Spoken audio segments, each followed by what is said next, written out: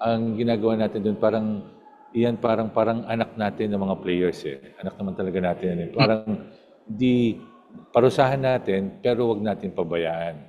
Kasi pag ginawa namin ban for for the rest of the conference of for the rest of the season, tapos parang nag-iisa siya doon na hindi naman natin natutulungan.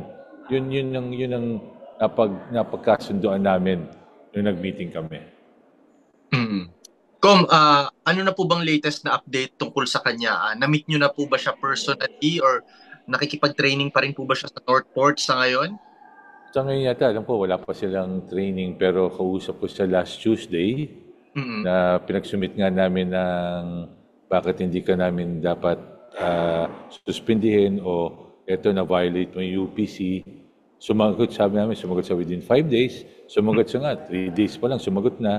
Kaya nakapag-meeting kami, pag-usap kami kung anong dapat. Yun nga, parang nangyayari doon sa mga ibang mga players natin, di ba? Pag nasususpend natin o nababa natin, yung mga for life eh. Pero Mm. naibabalik din natin, di ba? So parang ganun. At kausap ko na rin si Chairman Rivera ng GAB. Mm. Pinag-usapan na namin, sabi ko, pinuntahan ko din sa GAB. Mm.